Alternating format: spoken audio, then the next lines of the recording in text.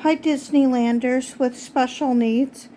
This is Ashley Jones coming at you with a couple new announcements for my YouTube channel. My first announcement is going to be that I now have a special needs travel site on GoDaddy.com. This travel site is free to sign up.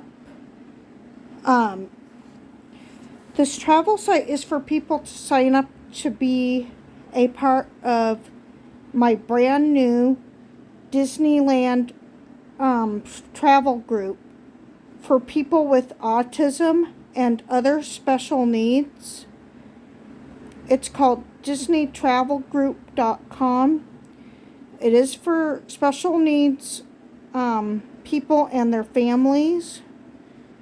But like I said on this channel many times, I have high-functioning autism, and I realize that for many people with special needs, many special needs people or those who know special needs people may not realize that there are great opportunities for those with special needs to be as independent as possible.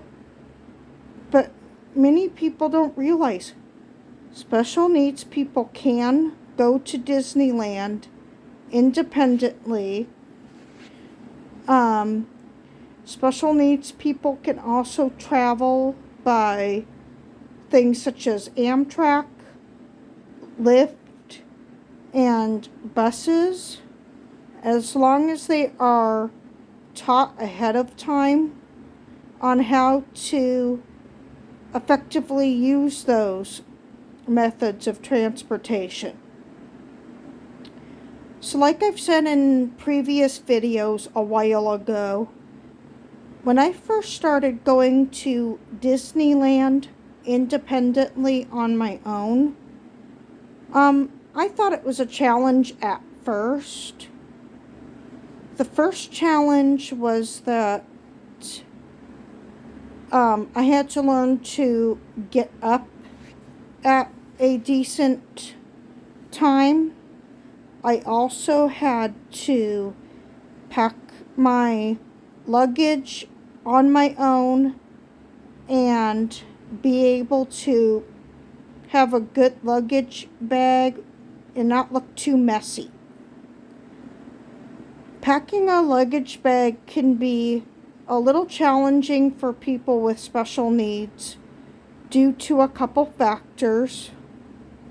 Those factors may or may not include organization issues, input on, forgetting something or packing too much, or just not wanting to leave a certain comfort item behind. Some people with autism have a certain item that they're really attached to for comfort and feeling of safety. So sometimes that can really play a big factor. The other thing that happened when I started traveling on my own to Disneyland on Amtrak and all the way down to Anaheim from Union Station was the feeling of, was I safe? Safety plays a huge part for people with autism and other special needs, not just because they're worried about their safety, but family and other family friends may be worried about their safety. When I first started going to Disneyland on my own, I was an annual pass holder for 11 years before the old annual pass program that I was a part of got taken away to do the new Magic Key program. So now that I'm a Magic Key member, this is now my 12th year being a part of going to Disneyland on my own. The frustration was that when I first started traveling, a few people were not sure at first that I was going to be able to effectively go into a theme park on my own. One of those was my grandma, who was a worrywart. She just worried about my safety a lot. But I finally proved to her before she passed away that I was able to do a good job at getting myself to and from Disneyland. I called, her and my other family members when I got onto Lyft to go to the hotel and drop off my luggage. So for people with autism and other special needs, communication is key with family and friends, because your safety is gonna need to be ensured, not only due to Anaheim being a vacation area, but because Anaheim still has some things, like every city, that may not just be very safe sometimes. Such as, yes, we have to address the homeless situation. Also, the area has very busy streets. Yes, it has crosswalks and good lighting and everything, but you still have to account for your safety like everywhere else. So the next part of the announcement I'm going to give you is, before I go into the main reason I've made this video, is I will be going to Disneyland, in fact, with my mother on December 13th through the 15th. And I'm really excited for that. I will report again once that is done, or a little bit before, to tell you some other important announcements. But that's going to be the next thing that's going to be a huge topic. Now, the next thing people are really going to need to know is that Disneyland is under a huge refurbishment project in many places.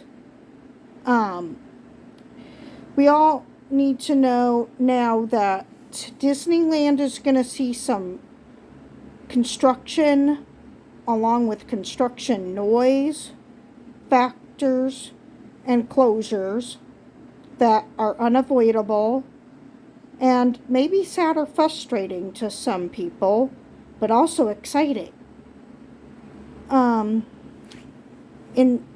So starting in March of next year, Mickey's Toontown will be undergoing a huge refurbishment project that will begin at that point.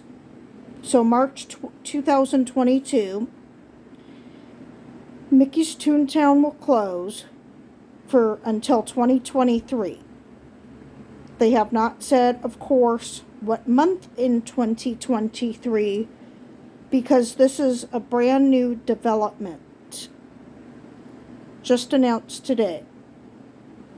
So Mickey's Toontown is not only going to be closed due to the construction for Mickey and Minnie's Runaway Railway, Mickey's Toontown is going to be almost completely redesigned. It's going to have a brand new family area, interactive areas for kids and family. It's going to hopefully not take out Roger Rabbit's cartoon spin, the good restaurants that were over there, or Gadget's Go Coaster. But there are some questions whether that's going to be happening or not, and I'm not sure yet. I will keep you updated as more developments are announced. But I will tell you that I do know they're not going to do anything to the Goofy's Bounce House. Most likely they're not going to touch Donald's boat or Mickey or Minnie's house, because those are areas that the characters are supposed to live in and interact with guests of all ages. So if they did take those out, that would not only be not effective, but it would be strange, because kids would definitely ask, then where are the characters living? So they have to take some of those things into consideration. The other thing that I can say is that construction is definitely not always an easy time for people with autism and special needs, because lately some of the construction in Toontown has been noticeable and also heard by guests. Construction crews used to do everything when the parks were closed to the public, like late at night, or, at times where there was nobody but the construction crews in the parks. That's unfortunately not always the case right now. I have heard the construction crews working in Toontown. I've heard anything from hammering to the beeping sounds of bulldozers and other tools being used. So there is little that can be helped. So people with special needs need to be aware that there might be some noises that might be a little loud for them. But if something starts making you a little bit nervous or frightened, find an activity that you can do that will keep you away or greatly reduce the noise for the construction, such as leaving the Toontown area if you're overwhelmed before it closes because of all the noise. Going on Roger Rabbit's cartoon spin or Gadget's Go Coaster before it closes will also take you away from the construction noise a little bit. Or just go into another area of the Disneyland park and realize that the construction is out of the guest's control and they are going to be working. So, with this new development happening in Toontown until 2023, I'm really excited about getting the new family area of Toontown. Toontown, unfortunately, has seen some minor, difficulties with the pandemic, construction. Generally, the area was kind of neglected by the Disneyland Resort because of the rides and everything getting older. Toontown, I believe, opened in 1993 or 1994. So either the year before I was born or the year I was born. So, yes, it's an older area of Disneyland that has not been, changed quite yet, but it will be changing.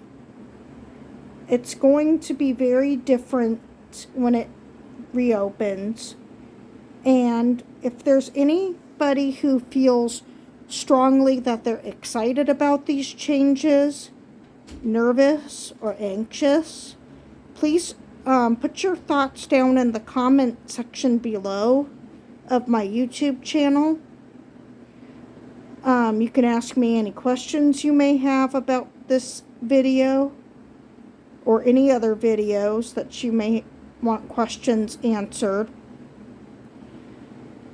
One of the final things I'm really going to discuss in this video is some people now have realized that with this new development for Toontown, we're not sure if we're going to see other lands being drastically changed and redesigned. The most recent thing before the Toontown renovation that is going to start happening is that they're putting a new viewing and seating area called Pelicans Landing, so people can sit down and eat outside in, I think, Frontierland in that area, or Adventureland. I think it's one of those. But now with some of these changes, we're going to see Disneyland starting to improve again. Also, some people may not like, all of the walls up and all of the, aesthetics being taken away from the park. It's unavoidable, so you can still enjoy the theme parks without harping on what is happening and why all the construction fences are up and everything. And you can still have a great time by yourself or with friends and family. And I think over the next few years, Disneyland is going to improve quite a bit. I've said in the past that I haven't been very happy about some things that have happened over the last few years. People can disagree or agree with me for one thing that I definitely miss and I wish it was never taken out in the first place. I really miss Big Thunder Ranch. Unfortunately, when they put in Star Wars Galaxy's Edge, I wasn't happy because I don't really care for the Star Wars franchise, and that's just my opinion. Also, I don't really care for the noise that the attractions have inside of them. They're really loud, and their lighting is pretty intense to me. And also, what was hard for me, when I did go on one of the rides, for the Millennium Falcon, the pushing of the buttons and everything I had to do for the ride was very hard for me because it took a lot of multitasking. So, unfortunately, I don't think I'll really be going back into Star Wars Galaxy's Edge because there's not really anything for me. That doesn't stop anybody else who likes to go in there. I'm just saying that for my personal reasons, I personally don't see anything for me there. A big thing that is also starting to happen is the return of nighttime shows and parades. The Christmas Fantasy Parade which has been a long time parade at the Disneyland Resort, has returned. It is an awesome parade that I've really enjoyed everything over the years for that. The other thing I'm really excited about is that they're going to bring back the nighttime fireworks for the holiday season. And I have had it confirmed to me that it's not just the weekend anymore. The Christmas time fireworks are 7 days a week. And also it depends on weather conditions. So please keep checking the Disneyland, showtime information for showtimes and other information. Also, if the weather does act a little bit kooky this time of year, like it has been known to do in the past, some rides, unfortunately, when it starts raining, thundering, lightning, or a combination of all of those, they do shut down rides and other nighttime activities because it's not safe to run those events and rides if it starts getting too wet, or lightning could possibly cause fire and other damage to the park and its show elements. So you really have to pay attention to the weather before you go, because the weather can change so drastically that you may not even realize it was supposed to rain or do something that you don't like in the first place. That's why I'm very good at checking my weather app on my phone and making sure that I know ahead of time what to expect, so that I don't become disappointed too much if something starts happening. I would say yes, I'm still a little disappointed if something doesn't go absolutely according to plan. I've seen it happen. A few years ago when I was at Disneyland, it began raining rather unexpectedly. There was a 65% chance of rain on my weather app, but the 65% chance was enough. First it started having rain, and then all of a sudden the wind started, and then there was thunder and lightning as well. When I came out of the Tiki Room in Adventureland, all of a sudden the water was up to my ankles, which is a lot of water. I'm not that tall, but when the water was up to my ankles, I also had shoes on, which were my Keds, and my Keds were getting really wet, along with my socks and my jeans I had on. So I didn't have any high shoes on to keep the water from not only going into my shoes, but got in my socks. And it did not feel very good after a while. But I was able to go buy a pair of socks in one of the stores to change my socks so I didn't get blisters, because my other socks were in the hotel in my suitcase and I couldn't get out at that time. So, and my shoes though were kind of really wet, but there was little I could do. So at that point I just kind of had to have semi-wet shoes. But I've learned from my mistake now by saying, especially when the weather is not that great, make sure you know to prepare if it starts raining, to start realizing if you need an extra pair of shoes and you're uncomfortable with wearing wet shoes and or socks. It might even be advisable to wear like Crocs or something easy so you can slip them off and take out the water. because Crocs or natives absorb water way better than leather shoes. The leather can get really wet and it may not dry totally for the next day.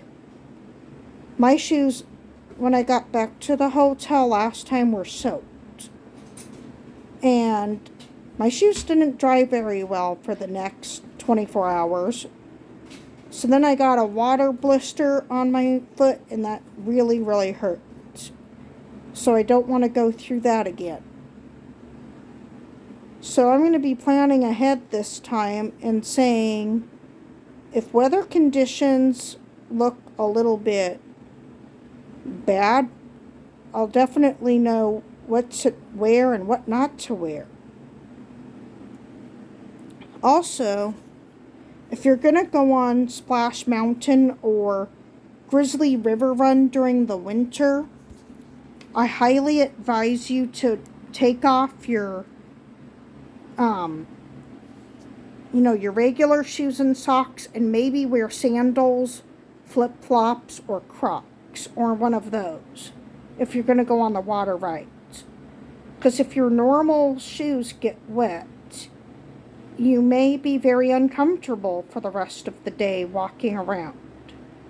I learned my lesson the hard way, and I will plan ahead if the weather gets a little warm and I want to get wet. December is a strange time of year here in Southern California. We've seen it with this month too.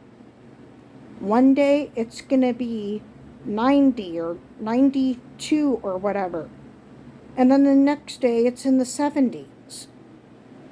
So the weather here is very unpredictable, and we're not going to be sure each day till we check our weather. What do I wear that day, or what do I not bring with me? I also have learned my mistakes in the past by, like 5 years ago, I was in the park when it dropped unexpectedly to 35 degrees at night. And that's freezing for Southern California, and we're not expecting that. So, you really have to make sure you have a jacket or sweatshirt, preferably with a hood. You can bring an umbrella if it's a mini umbrella and you're comfortable putting it in your bag. Don't bring too much so that it's unbearable to carry your stuff. If you know it's going to start raining, also, if you have smaller or older kids with you that are not happy with the changes that in the weather, because they might shut down some of the rides due to bad weather, you just need to inform them ahead of time that this is out of anybody's control and it will happen. The last time I was in the park, too, some of the rides did finally start breaking down for about an hour. When I was standing in line for Alice in Wonderland at one point in the early morning, late morning, 9:30 in the morning, the ride all of a sudden broke down. And sorry for the noise you might have heard in the background. Unfortunately, something just fell. So when Alice in Wonderland broke down, I had to see what was called an in-show exit. People were being escorted off of the Alice in Wonderland ride. I would imagine that's not a fun ride to be escorted off of because of it now being a multi-level show building for the ride. So imagine coming out of the different areas being escorted off and having to get off the ride. So then I came back about an hour later and I finally got to ride. and I was really happy. The next ride that unfortunately went down the same day when I was there was the Mini Adventures of Winnie the Pooh. Went down at first for another half hour, and I was stuck trying to think, do I go shopping? Do I ride Splash Mountain again? Or do I leave the land and come back? Here's the problem with leaving the land for that time. Coming back into the land once you've waited to see if one of the rides is back up and running is foot traffic. When I came back from going to the restroom in another area and trying to get back in was terrible. People were being kind of pushy and rough and wondering why everybody was coming back when they saw the announcement that the Winnie the Pooh ride was back. Getting back into the line for Winnie the Pooh that day in September, this young lady walked in front of me and was trying to cut me in line. Now, I know the rules at Disneyland regarding line cutting,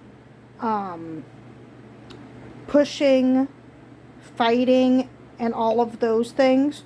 They're not acceptable at the Disneyland Resort. If somebody is caught line cutting, pushing, hitting somebody, or any of those, they could be escorted out of the Disneyland Resort entirely and possibly banned for a certain amount of time. So, all I can say is, if you're going to the Disneyland Resort now or in the future, be nice, be fair, be courteous, and have fun. I will talk to you again soon. This is Ashley Jones, ending this video.